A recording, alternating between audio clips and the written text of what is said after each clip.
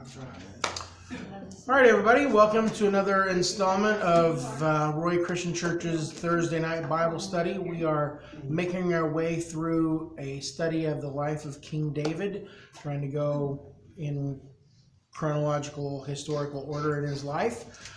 We started a long time ago looking at his ancestors, Ruth and Naomi, Boaz. We talked about King Saul, the first king of Israel that everybody loved, but God didn't choose. And so when he failed, God had selected a young man to be the new king. David, who was a shepherd boy with a bunch of older brothers living in Bethlehem. And so we've seen since chapter 16 how David has grown up, what he's been involved in. We've seen his relationship with Saul and how Saul, because of his incredible, horrible self-esteem and fear and jealousy, has spent at least 4 years pursuing David all over the Middle East, trying to get rid of the little upstart who he knows is a threat to his reign as the king of Israel. When we finished up last time, we were in chapter 28, and we had seen that it was a pretty dark chapter. Chapter 27 and 28, Saul had brought men to come and pursue David again down here in the wilderness. You know, it's always hard when you get a new map to find your scale here. So they're somewhere down in this area.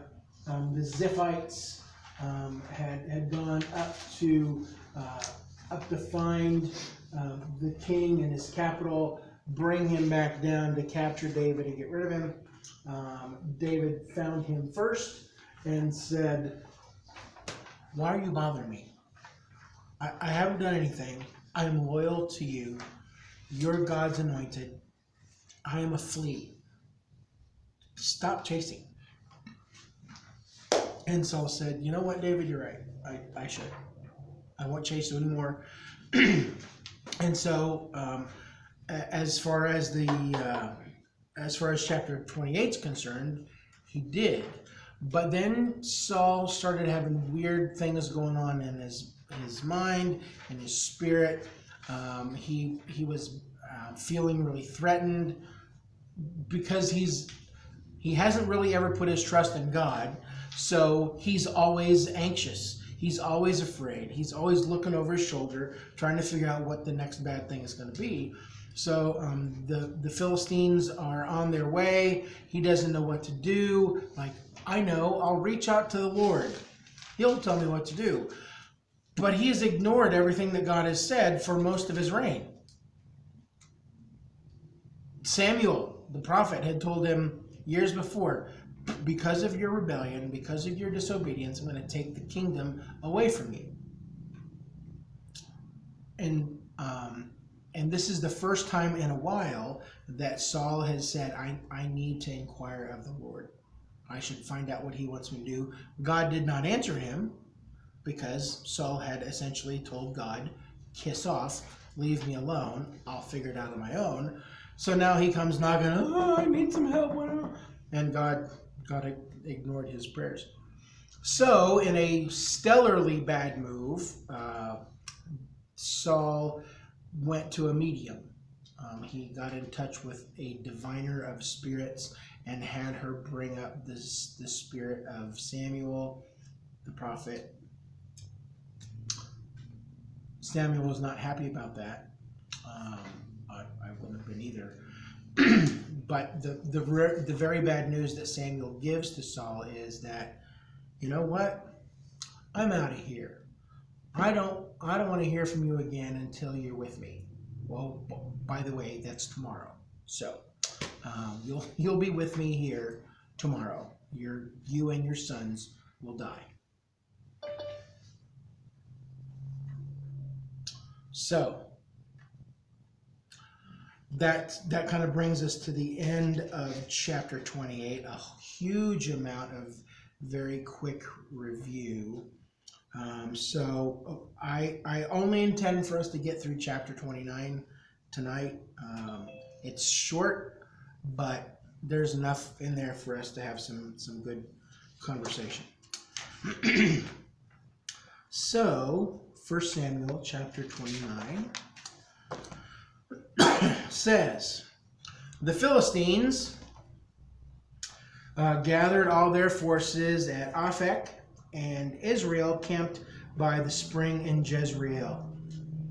As the Philistine rulers marched with their units of hundreds and thousands, David and his men were marching at the rear with Achish, the king of Gath.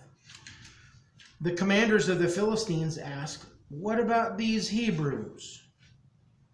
Achish replied, "Is this not David, who was an officer of Saul, king of Israel? He has already been with me for over a year, and from the day he left Saul until now, I have found no fault in him." But when the Philistine commanders were angry with Achish and said, "Send the man back that he may return to the place you assigned him. He must not go with us into battle, or he will turn against us during the fighting. How better could he regain his master's favor than by taking the heads of our own men? Isn't this the David they sang about in their dances? Saul has slain his thousands, and David his tens of thousands." It's nice that they rhyme, thousand and thousand. So Achish called David and said to him, "As surely as the Lord lives, you have been reliable, and I would be pleased to have you serve here with me in the army. From the day you came to me until today, I have found no fault in you, but the rulers don't approve of you. So now, turn back, go in peace, do nothing to displease the Philistine rulers." "But what have I done?" asked David. "What have you found against your servant from the day I came to you until now? Why can't I go and fight against the enemies of my lord the king?" Achish answered, "I know that you have been as pleasing in my eyes as an angel of God. Nevertheless, the Philistine commanders have said he must not go up with us into battle. Now get up early along with your master's servants who have come with you, and leave in the morning as soon as it is light." So David and his men got up early in the morning to go back to the land of the Philistines, and the Philistines went up to Jezreel. That's always a fight.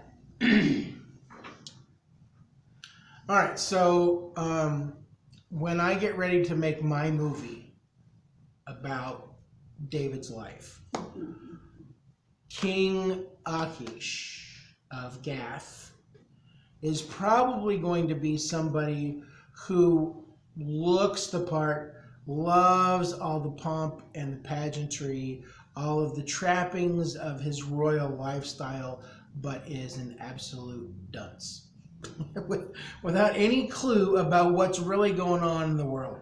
I believe that King Achish is mostly oblivious to reality. I believe that other people, all of these, well, we'll get there in a second. Anyway, David will be a hard battle-hardened, guerrilla warfare kind of a guy. Great singing voice, excellent harp player, good with sheep. And King Achish is just a fop, a dandy. He's not much of a king, at least in my movie. So I guess we should back up a little bit. So just 11 verses in this chapter. It's pretty short, and all of it seems to focus on the Philistines' suspicions about David's loyalties. Now, if you're going to put this into where it should be in the flow of the story, all of this takes place a chapter back in chapter 28, before verse 4. Okay, so back there, 28 verse 4. The Philistines assembled and came and set up camp at Shunem. Okay, so Saul and his people are at Gilboa, which is a mountain there, which is where Jezreel is close to.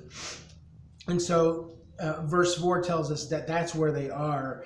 In chapter 29, we get to see sort of the run up to that. We get some of that backstory. What we see is that Saul has been abandoned by the Lord, just like Saul has abandoned him, and that David still has the Lord's care. He still has the Lord's covering and blessing. Even though in our session last time, everybody was really disappointed with David. He was doing things that didn't seem quite right for the little shepherd boy. He was making really harsh, cruel choices. And there were several people who didn't really like that part. They'd like to skip over it. But I think it just goes to show us in this chapter that all along that David has been moving his own agenda forward. He and his men have had a plan which has been cloaked from the king of Gath. All right, so the Philistine army is at Aphek. If there are maps, there are a stack of them going around somewhere. If you have this one, you can see that, let's see, here's David has been down at Ziklag. That's where the king of Gath sent him to be. You and your 600 men, you go,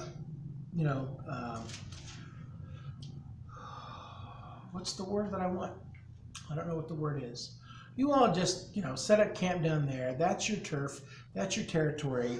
And you just kind of check in with me every now and then. He wants to be away from Gath where the king is because he wants to do what he wants to do without the king looking over his shoulder or anybody running to him to say, you'll never believe what David just did. Who are you talking about now? David has been at Ziklag. Okay, but who are you talking about? The king of Gath is Achish. Okay. Or Achish, or however you want to say it. Okay, so he's at Gath. There are these 5 big cities that are all right here along this coastal plain that are the 5 major cities of the Philistines. I'm probably getting ahead of myself. I'll just say that. So David's at Ziklag. What is his name? Achish is the king of Gath. There are these other 4 principal cities of the Philistines, and they are heading north because they want to engage with King Saul of Israel in a battle. They know he is up here near Jezreel. Okay, so they've gotten as far as Aphek. So that's probably a couple days journey on foot. This city, Aphek, this is not the first time we've heard about it in the Bible.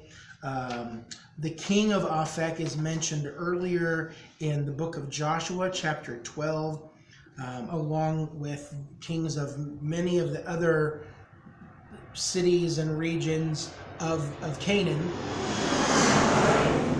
the promised land, as those who the Israelites either did or did not displace as they were invading. Okay, so Aphek is an old place. It's been around for at least 400 years at this point. In 1 Samuel 4, there is another Aphek listed. The name means fortress, so it is possible that it's not the same one, but it could be the same one. It's at Aphek in 1 Samuel 4, where the Philistines, I think, first came up against the Israelites. On that day in 1 Samuel 4, the Philistines and the Israelites met each other at Aphek, and the Philistines killed 4,000 Israelites. That was a pretty rough day, and the Israelite commanders said, oh, what are we doing it this way for? Here's what we should have done. We should go up to Shiloh, grab a hold of the Ark of the Covenant, which is, the place where God sits. We should have the Ark of the Covenant go before us in battle. That way we will be sure to win. So Eli's sons, the priest Eli, who trained up Samuel, so all this is connecting. Okay, Eli's sons, Hophni and Phinehas, were leading the procession. The battle began, and it went horribly. 4,000 people didn't die. 30,000 people died that day. And the Ark of the Covenant was captured by the Philistines, which they took back to their cities and placed in one of their temples. Okay? It makes for a good story if they're returning to the scene of the crime. Several years later, they had their initial battle. It went bad for Israel. Now the Philistines are going back probably to just, finish them off, right? As I said, that it makes for a great story if, you're ever going to make your own movie. The Israelites are camped in Jezreel, which is here. Jezreel is at the foot of Mount Gilboa. There's like a spring, a waterfall that's pretty big right there at the point of the mountain. It's a great place. At Jezreel, we'll read later on that one of the other kings of Israel, hundreds of years later, King Ahab, which you've heard of before, that's where he lived. So it must have been a really nice place. The Israelites are here. They've come up from Gibeah, Saul's capital. They're waiting at Jezreel. All of these combined Philistine forces are heading north, and they're going to meet them right there and fight. Okay. So the scripture tells us that these 5 kings of these 5 cities have all gotten together at Aphek finally, and the commanders of the Philistine army are reviewing the troops. They're all standing on the platform with all of their commanding officer gear on, pointing here, pointing there, as hundreds and hundreds or 1,000 of Philistine troops go by. Again, because I'm writing the movie in my head, they're going in order here. That Gaza has come the farthest, so they get to go first, and then Ashkelon, and then Ashdod, and then Ekron, and then Gath goes last. They're working their way through each of the cities, marching in sequence. And so King Achish and the soldiers from Gath are the final entry in the parade. So, as all of these good-looking, uniformly dressed, uniformly outfitted Philistine soldiers go by, at the tail end, there is this bunch. There's 600 of them that don't look like anything else, and all of the commanders know, oh, that's the guys from Judah. That's David. That's David. That's King Achish's bodyguard. What in the world are they doing here? And so the commanders, because they're smart military men, get automatically suspicious. They are very ill at ease as they see this band of Israeli soldiers bringing up the end of the procession. What are those Hebrews doing here? Well, they can tell they're Hebrews because their uniforms are different. They didn't have any uniforms, did they? Well, they would have been dressed like Hebrew soldiers, not like Philistine soldiers. In all the pictures I've ever seen of Philistine soldiers, they always have this like crowned feather thing. I don't believe the Israelites were into that sort of plumage. But they have Israeli weapons too, not Philistine weapons. They look like Israelites. They don't look like Philistines. And so they're everything made in China? sure, maybe. What's she asked? She want to know if everything was made in China.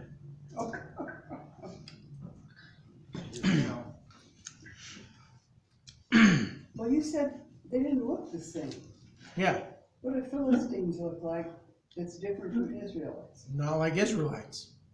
They're not. They don't have the same background.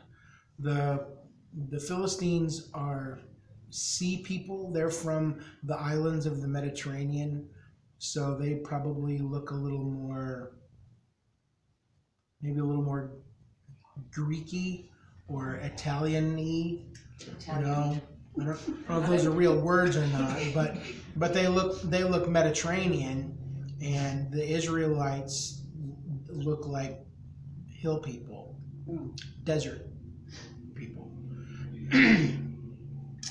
They obviously stick out. What are they doing here? Why are those Hebrews in the lineup? You remember, because you're amazing Bible students, that in our last session in chapter 28 verse 2, King Achish says to David, "You will be my bodyguard forever."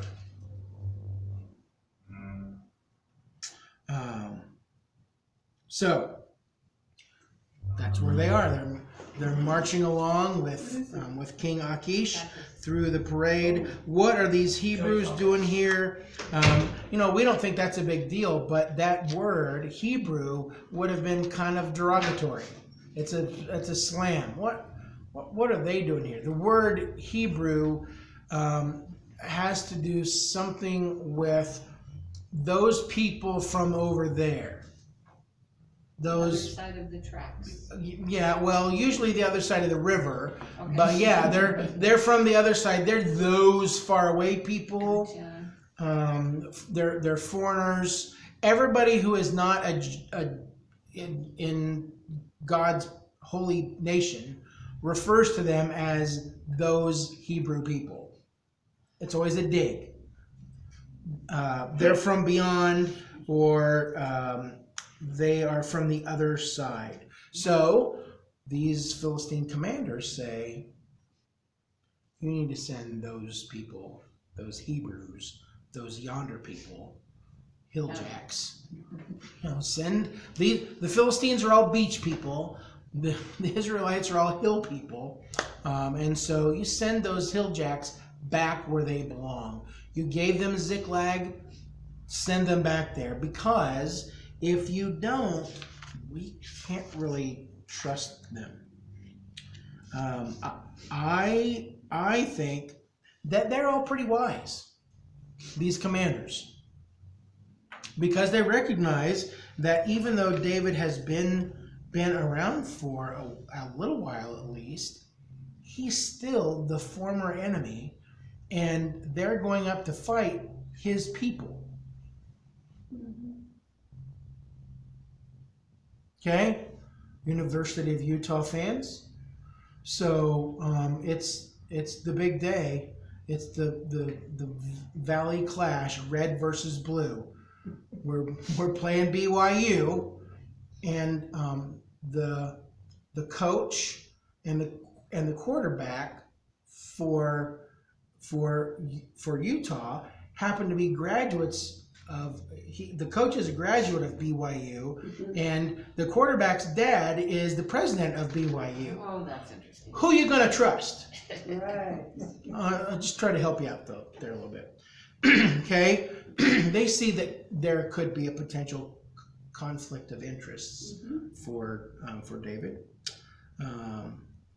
What guarantee do we have that David's not going to switch his allegiance in the middle of the battle? No. This is why I think King Achish has to be one of these primped coiffed, beautiful kings who's not he lives in La La Land. He is either happily blind or totally blissfully unaware of the idea that David's intentions might be anything but pure. Whoa, oh, he wouldn't do that. Oh, why would he do that? We're such good friends. He's been a great bodyguard. Oh, I love David. He'd never do anything like that. You guys you just don't know David the way I know David. He's a dope. He is not a smart man. David has been, I'll use the word duplicitous in the previous couple of chapters. When he was in Ziklag and Achish was up in Gath, David and his men would run all over the southern territory of the Philistines and plunder, kill, carry off, pillage. Where have y'all been? Oh, we've been down south, taking care of the enemies of our Lord. Well, that's vague enough that he just, oh, thanks, I appreciate your support. When he doesn't really mean he's benefiting the Philistines, he's benefiting himself and Israel. So here again, King Achish is just oblivious to the reality, and he swears on a stack of whatever that David is a great guy. He is loyal to me. I've had no reason to call anything into question he has said or done. You guys don't know David like I do. He's been with him for 16 months. There's no way David would do anything wrong. That's what he believes. That David has been carrying out Philistine agenda the whole time. He had been a military man, the way you described how Gaza goes up first, then Ashkelon, then Ashdod, and then Hebron, and then Gath is the last. So David, the Israelites are bringing up the rear. When they get up here to Jezreel, he's in the rear. So, and the military commanders realize that there is potential to be surrounded. Yeah. I think. Israelites in the front of me, Israelites behind me. Uh-oh. No place else to go. We're in the bottom of a valley. So the commanders protest, like, no, he cannot come with us. They point out the fact that he isn't trustworthy in the heat of the battle. He may switch sides in the middle of the fight. It's possible that he is looking for an opportunity to turn against the Philistines. I mean, they say this would be the perfect opportunity for him to get back in Saul's good graces. All he has to deliver the whole Philistine army over to the Israelites. I mean, this is insane. You cannot bring him along. Plus, they know who he is. Yeah. David is the hero of Israel's greatest hits. Folk songs. Saul has killed his thousands. David has killed his tens of thousands. And the thing is that David has killed tens of thousands of Philistines. The commanders are living in reality. Achish is living somewhere else. And so verse 6 and verse 7, the king has to go give the bad news to David. Hey, Dave, just want to let you know, this was not my decision. I totally trust you. If it were up to me, you would absolutely be right there with me. But the rest of the guys said you can't come. You're not invited. You're going to need to go back home. In verse 8, we see David picking up a familiar song. We have seen him sing this song over and over again to Saul, which goes something like, "What did I ever do to deserve this kind of treatment?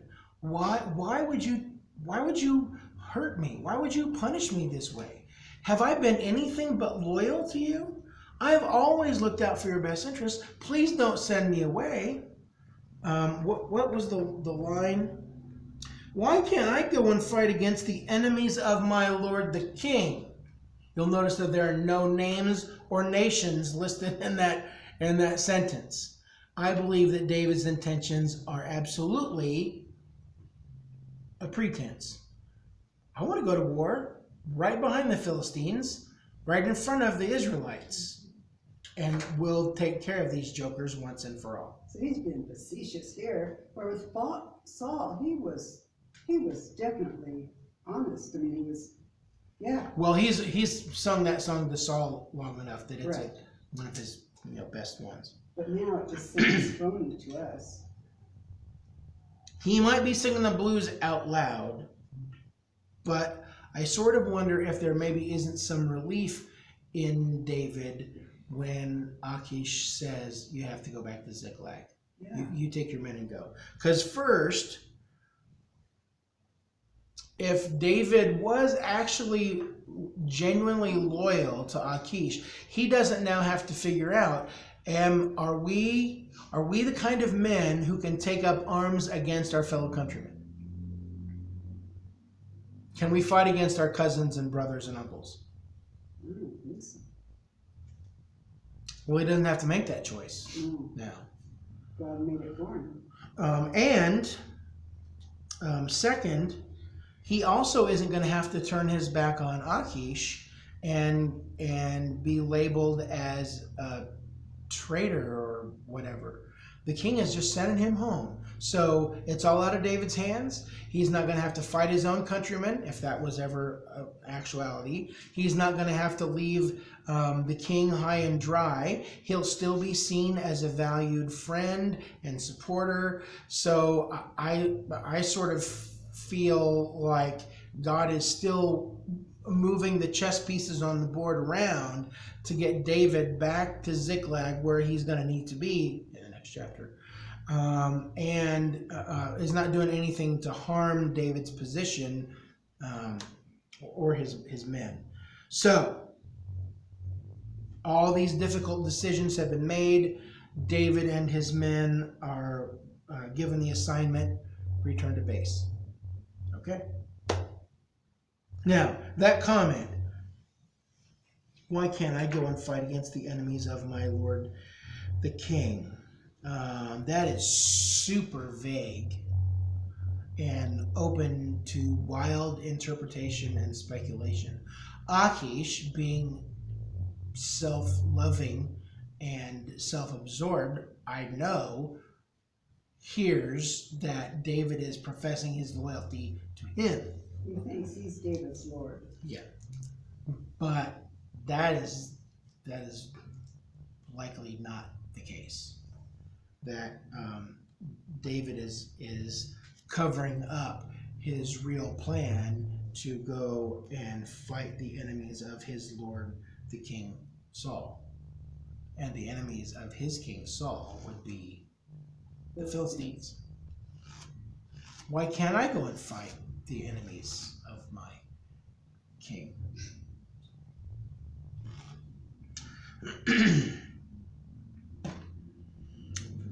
I'm fairly convinced in my own skeptical, cynical brain that David has been planning to double-cross the Philistines all along. That as they are the enemies of God's people, they deserve everything that they get. He is a tool to be used by God to bring about his justice. And so here I am, send me, Lord, to carry out this task. Achish has been blinded by David's charm, by his success, by his notoriety. I mean, I got a celebrity general on my team. Verse 9. Achish answered, I know that you have been as pleasing in my eyes as an angel of God.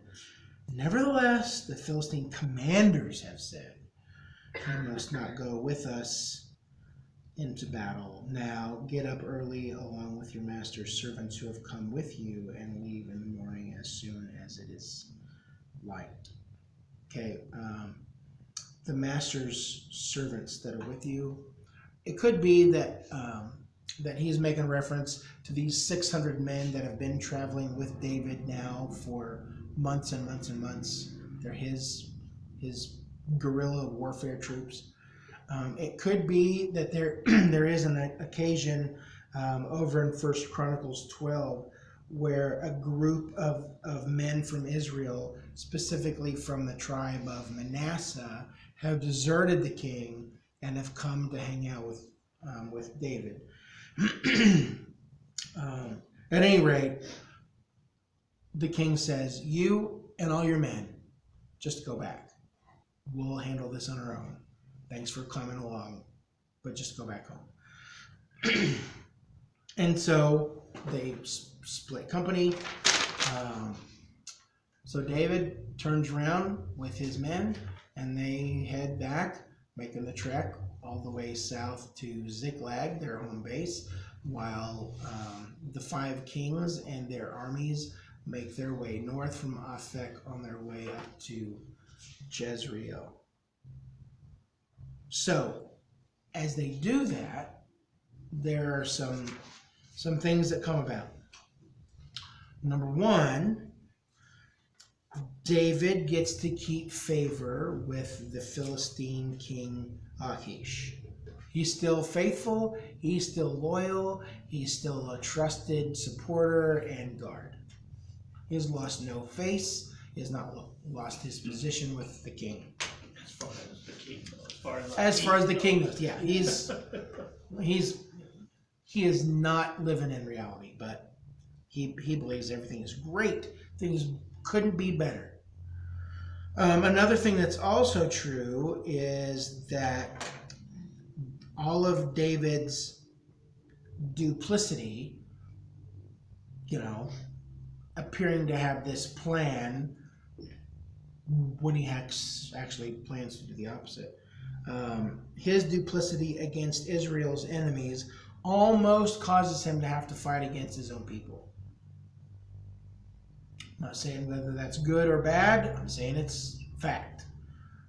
The way that he's been handling things almost brought about a brother versus brother, cousin versus cousin kind of battle.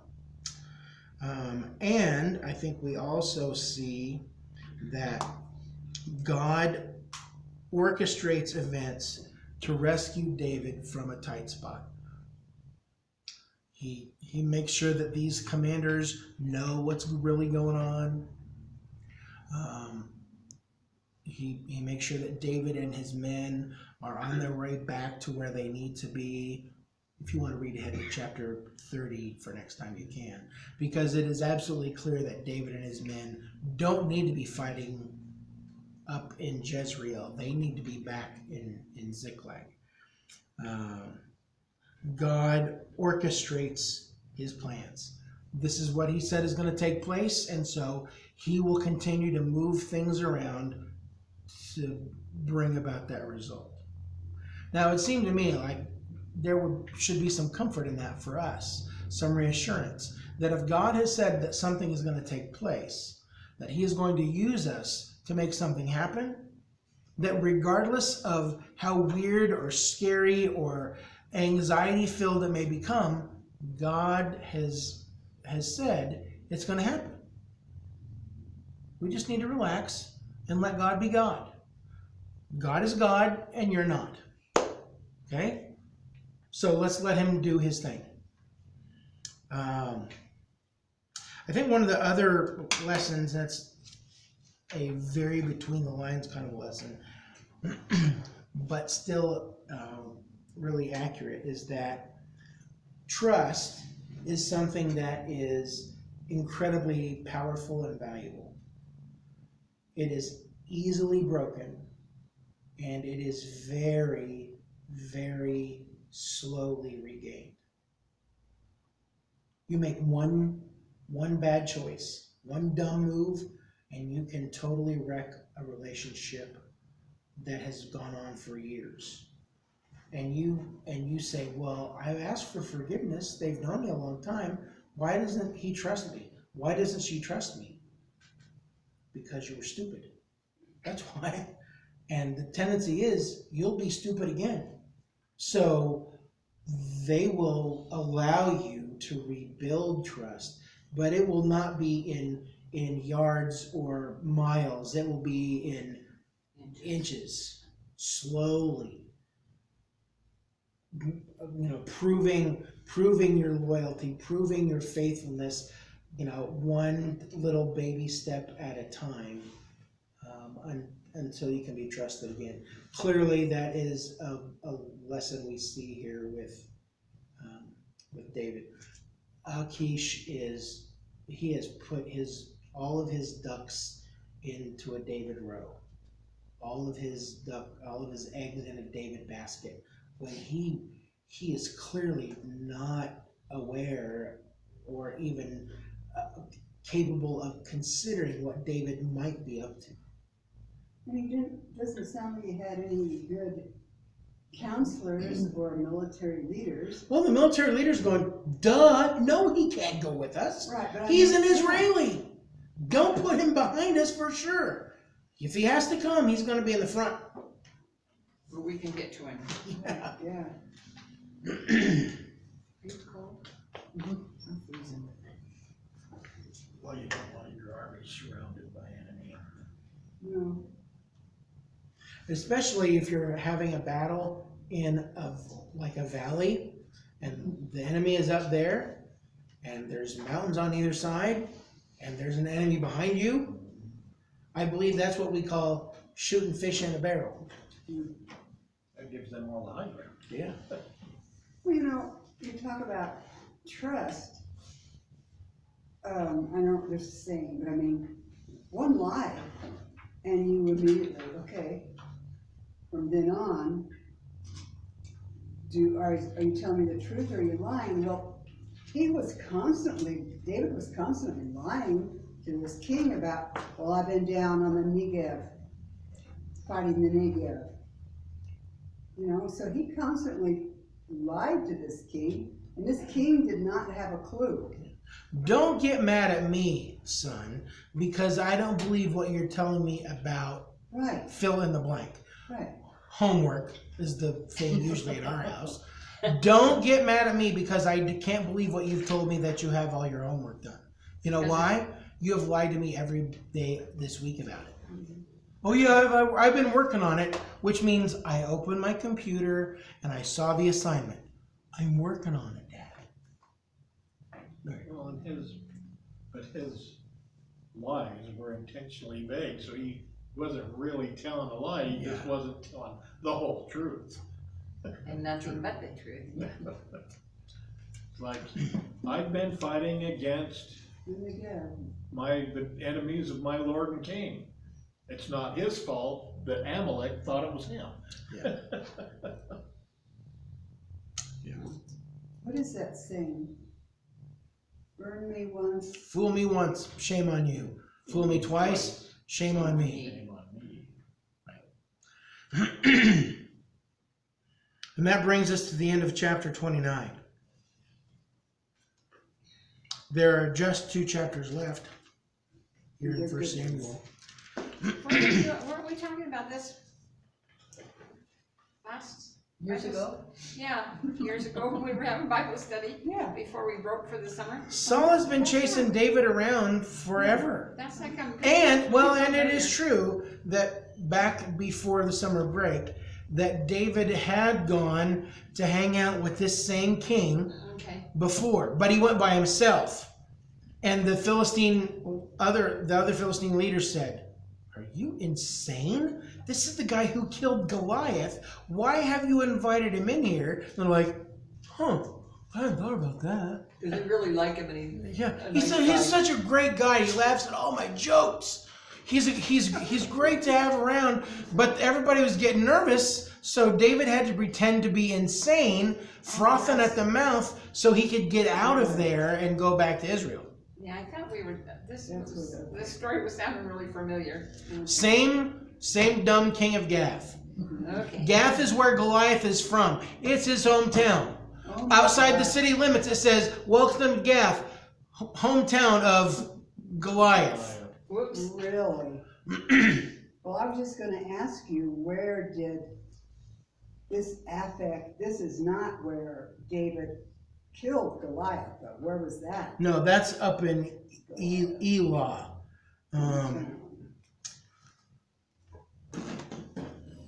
Is that going to be on here? That makes it an even big, Of course not. How about on this big map over here?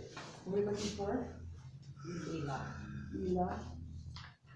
There's Evil and Gerizim, Gilgal. Come on. It's not. Isn't that far I up? don't even know where to start to look. Well, I have started studying, the countryside here, so I don't feel like a total goober when I get there. What's it called? Chapter 17. Okay, so here's Gibeah, where Saul's capital is. Bethlehem is right. These are so small. What's the name of the town? Bethlehem is west of Jerusalem. Oh, here. The valley of Actually, Elah. so David is from here. They're having this battle in the valley of Elah, which is along the Elah River, which is not on this map. So James Sylvia, 20 years. So anyway, yeah, I don't remember what the question is now. I've been studying the map so long. What are we talking about? Where they fought each other. Oh yeah, where they fought. Yeah. We're going to all of these places to see. Chase them back to Gath. Let me find my handy dandy Let's chase them map. back to Gath. Mhm. Okay, so here we go. All right. All right, where's my Oh, pointing stick? Okay, so here's Gaza, Ashkelon, Ashdod, Ekron, and Gath, the 5 cities of the Federation. And so here's Bethlehem, straight east of that. Okay. There's Jerusalem, a little bit north. Here's Gibeah, where Saul was ruling. Right here, between Gath and on the way to Bethlehem, here's the valley of Elah, where they fought the battle between Goliath and David. so how come we don't have that map? You probably did, back in the spring. No. I don't think so. That doesn't look familiar. No, it doesn't look familiar. We didn't have maps at the last Bible study like that. We did. Well, I don't know what to tell Really, you. because that was long, We had it was these that two. long ago, they didn't have maps invented yet? Yeah, I guess, don't go there. Yeah, we don't have that one. Okay. If you know me, I collect maps. I would have had one, but, okay. Well, each map is a different size, so it's hard to tell. Yes, the scale is different. You have to figure out how to line them all up. Right, A 1-to-1 map would actually be the best thing, but you couldn't carry it This is around. the area. okay. I have maps in the back of my Bible. And But that's just a valley, it's not actually a place? Oops. it's a valley between 2 mountains. Okay. The Israelites are on this side. The Philistines are on this side. David has gone down to the bottom of the valley to meet Goliath. He's on that side of the creek. David stops at the creek to pick up 5 rocks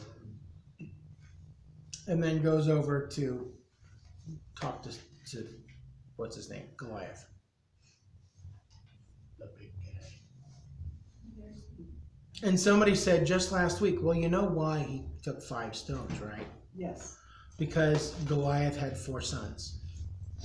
And he was ready to take them all out if necessary.